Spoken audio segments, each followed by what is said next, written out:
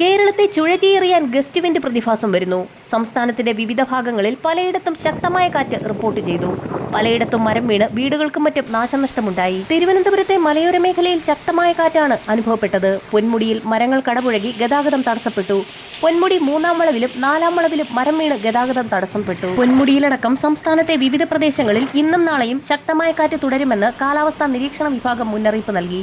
വിതുരയിൽ നിന്നും അഗ്നിരക്ഷാസേന എത്തി മരങ്ങൾ മുറിച്ചുമാറ്റി ഗതാഗതം പുനഃസ്ഥാപിച്ചു. തിരുവനന്തപുരം ജില്ലയുടെ കിഴക്കൻ മേഖലയിലെ ആദിവാസി പ്രദേശങ്ങളിലും കാറ്റ് നാശനഷ്ടമുണ്ടാക്കി. കൃഷിനാശവും വൻതോതിൽ വരുത്തിയിട്ടുണ്ട്. ഇതോടൊപ്പം തന്നെ പാലക്കാട് ജില്ലയിലെ മണ്ണാർക്കാട്ടും ശക്തമായ കാറ്റിൽ വീടുകൾക്ക് നാശമുണ്ടായി. മണ്ണാർക്കാട് പാലക്കയം ഉച്ചയ്ക്ക് 2 മണിയോടെയാണ് ശക്തമായ കാറ്റുണ്ടായത്. കാറ്റിൽ അച്ചിലിട്ടി വാഴക്കൂട്ടത്തിൽ ആന്റണിയുടെ വീടിന് മുകളിലേക്ക് മരം പൊട്ടി വീണ് വീടിന് ഭാഗികമായ നാശം സംഭവിച്ചു. തിരുവനന്തപുരം ജില്ലയിലെ പൊന്മുടി, ആര്യങ്കാവ്, തെന്മല, കുളത്തൂപ്പുഴ എന്നിവിടങ്ങളിൽ മണിക്കൂറിൽ 50 കിലോമീറ്റർ വരെ വേഗതയിൽ വീശിയടിച്ചേക്കാവുന്ന ശക്തമായ കാറ്റിന് സാധ്യത.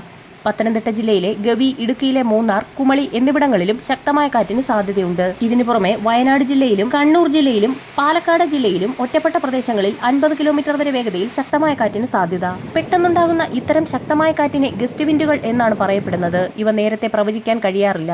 ഈ കാറ്റ് ഒരു പ്രത്യേക മേഖലയിൽ മാത്രം പ്രാദേശിക കാലാവസ്ഥയുമായി ബന്ധപ്പെട്ടാണ് ഉണ്ടാകുന്നത്. ജാഗ്രതയുടെ ഭാഗമായി ശക്തമായ കാറ്റും മഴയും വന്നാൽ ഇരുചക്ര വാഹനങ്ങളിൽ യാത്ര ചെയ്യുന്നവർ വാഹനം സൈഡിലൊതുക്കി ഏറ്റവും ഉറപ്പുള്ള കെട്ടിടത്തിലേക്ക് മാറുക.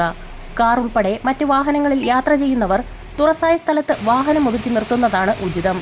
വീടിനുള്ളിലുള്ളവർ ഒരു കാരണവശാലും വീടിന് പുറത്തേക്ക് ഇറങ്ങരുത്.